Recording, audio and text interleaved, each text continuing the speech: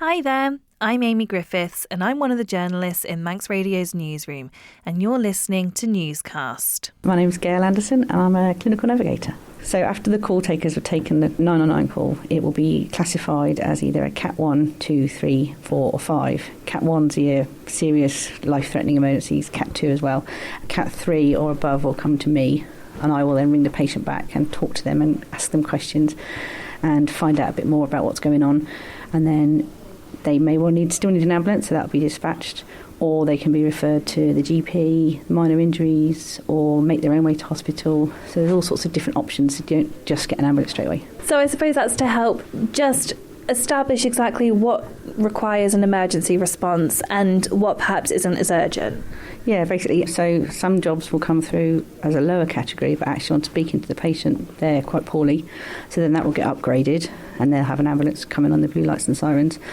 And in the other way, I can speak to a patient and they're not as poorly as they initially sounded to the call takers, and so then I can redirect them to better care that's more appropriate for them. And it's quite a new role. So how long have you been doing this for? It will be 2 years in February.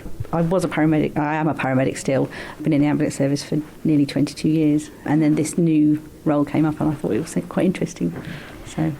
And having seen both sides of it then, are you finding that having this role really makes a difference to make sure that you're responding to the right people in the right way at the right time? Definitely, 100%. It's not necessarily that you're going to get an ambulance all the time, and it's re-educating people, but making sure that people get the right care at the right time and the right place. Because I think there's a lot of emphasis that's put on to making sure that you do only call 999 in an emergency, but different people have a different interpretation of the word emergency and what's an emergency to them.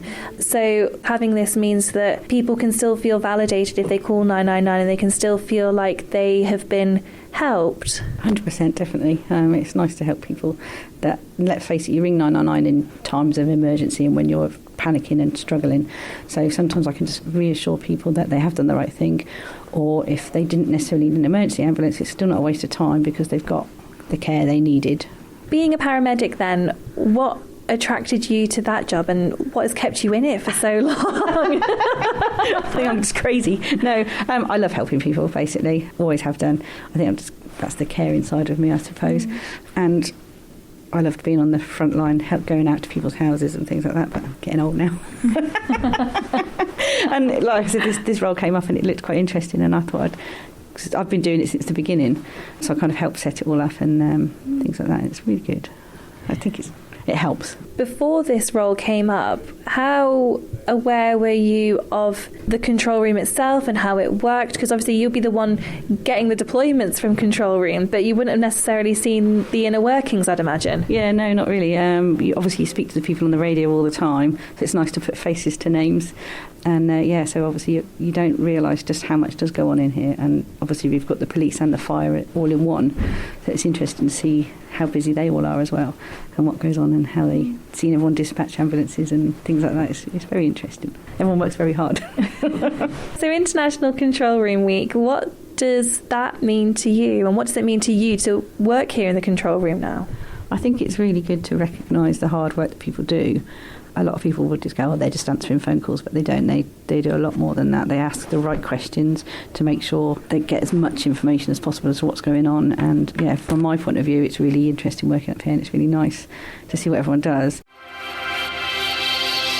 Thank you for making it to the end of the Manx Radio Newscast. You are obviously someone with exquisite taste. May I politely suggest you might want to subscribe to this and a wide range of Manx Radio podcasts at your favourite podcast provider, so our best bits will magically appear on your smartphone. Thank you.